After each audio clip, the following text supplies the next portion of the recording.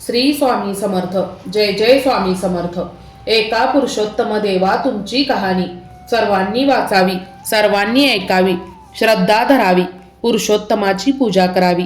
पुण्य मिळते, पाप पळते, मनी धरावे ते मिळते, जन्माचे सार्थक होते. अवंतीपूर नावाचं एक नगर होतं. तिथं दोघे भाऊ राहत होते. मनानं श्रीमंत परंतु धनानं गरीब. मोठ्याच्या बायकोचे नाव होते रूपवती, धाकट्याच्या बायकोचे नाव होते मुग्धा. एकदा ते दोघेही भाऊ कामधंद्यासाठी परगावी गेले. तेव्हापासून थोरली जाऊबाई महाराणीसारखी बसून राही. धाकट्या जावेकडून बटकीसारखी कामे करवून घेई. तिच्यावर सारखी आग पाखडी. एकदा तर थोरली एवढी संतापली की तिनं धाकटीला घराबाहेर काढलं. बिचारी धाकटी एका शेजारणीच्या ओसरीवर राहू लागली. त्या वर्षी अधिक मास आला. थोरलीनं पुरुषोत्तम व्रताची तयारी केली. धाकटीला वाटलं आपणही ते व्रत करावं, म्हणून ती थोरल्या जावेच्या घरी गेली. म्हणाली, जाऊबाई जाऊबाई, पुरुषोत्तम व्रत करायची माझी इच्छा आहे, परंतु मला त्या व्रताची काहीच माहिती नाही. तुम्ही मला सगळा व्रतविधी सांगाल का? थोरली होती कपटी आणि भारी दुष्ट. ती धाकटीला म्हणाली, तू आहेस बावळट, अर्धवट आणि वेडपट. तुला काय जमणार पुरुषोत्तम व्रत? परंतु तुझा आग्रहच असेल तर सांगते, पण हे व्रत गुप्त आहे. मी सांगेन ते दुसऱ्या कोणालाच सांगायचं नाही. धाकटीनं कबूल केलं. थोरलीनं दुष्टपणा उगीच काहीतरी खोटं नाटं रचून तिला सांगितलं. म्हणाली, अधिक मास म्हणजे मलीन मास. त्या महिन्यात आपणही मलीन राहायचं. मलीन गढूळ पाण्यात स्नान करायचं, मळकट वस्त्र वापरायची, शिळे पाके उष्टे खरकटे पदार्थ खायचे, घाणेरडे शब्द उच्चारायचे. उजवलेला नसलेला अशा पिंपळाला नमस्कार करून म्हणायचं, पिंपळा पिंपळा माझ्या घरी जेवायला ये. असं महिनाभर रोज करायचं, म्हणजे देव प्रसन्न होईल. धाकटीला ते खरं वाटलं. ती रोज घाणेरडी राहू लागली. पिंपळाला नमस्कार करून आपल्या घरी जेवायला बोलवू लागली. होता होता उद्यापनाचा दिवस आला. थोरलीनं 108 ब्राह्मणांना जेवायचं निमंत्रण दिलं. तिचं ऐकून धाकटीनंही ब्राह्मणांना जेवायला बोलवलं. व्रताच्या आनंदाच्या भरात तिला आपल्या गरिबीची जाणीव राहिली नाही. रोजच्या प्रमाणे ती पिंपळाला म्हणाली, देवा देवा, माझ्या घरी आज उद्यापन आहे, तू जेवायला ये.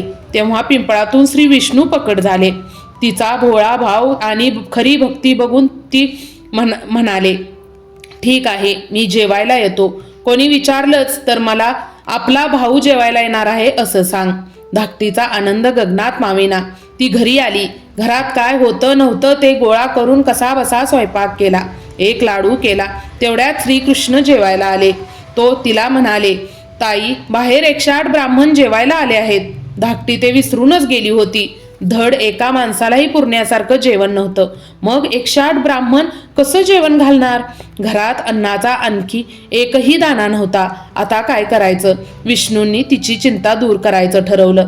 ते म्हणाले, आता असं कर, एक केळीचं पान आण, एक द्रोण आण आणि माझ्यासाठी केलेला लाडूही आण. धाकटी विष्णूच्या सांगण्याप्रमाणे केलं. मग विष्णूंनी त्या पानाचे 108 तुकडे केले, द्रोणाचे 108 तुकडे केले आणि लाडवाचेही तेवढेच तुकडे केले. धाकटीनं ती पानं मांडली. लाडवाचे तुकडेही वाढले. तेव्हा श्री विष्णूंच्या कृपेने 108 पात्र पंचपक्वानांनी भरली. ब्राह्मण आले, जेवले, तृप्त झाले आणि धाकटीला अनंत आशीर्वाद देऊन गेले. तिकडे थोरलीच्या घरी चमत्कार झाला. तिने तयार केलेले सर्व पदार्थ नाहीसे झाले. 108 ब्राह्मण उपाशी राहिले. रागानं तिला शाप देत निघून गेले. परंतु धाकटी अगदी गरीब आहे. तशात आपण तिला खोटं नाटं सांगितलं आणि तरीही तिनं 108 ब्राह्मण भोजन कसं दिलं याचं थोरलीला नवल वाटलं. ती तशीच लगबगीने धाकट्या जावेकडे गेली. धाकटीनं थोरल्या जावेला आदराने बोलवून नमस्कार केला.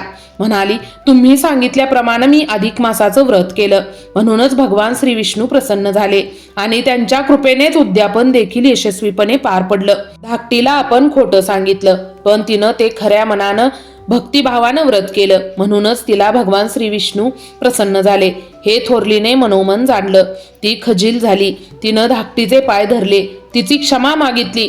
तेव्हा आकाशवाणी झाली, जे कोणी श्रद्धेने अधिक मास पाळतील, पुरुषोत्तम व्रत पूर्ण करतील, त्यांना मी असाच प्रसन्न होईन, त्याच्या सर्व मनोकामना पूर्ण करीन.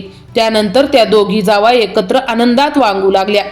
श्री पुरुषोत्तमाच्या कृपेने त्या दोघींचा संसार सोन्याचा झाला. दोघी जावा सहकुटुंब सहपरिवार पूर्ण सुखी झाल्या.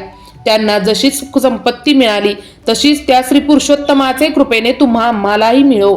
ही 60 उत्तराची कहाणी 5 उत्तरी सफल संपूर्ण. ओम विष्णवे नमः. विष्णवे नमः. विष्णवे नमः.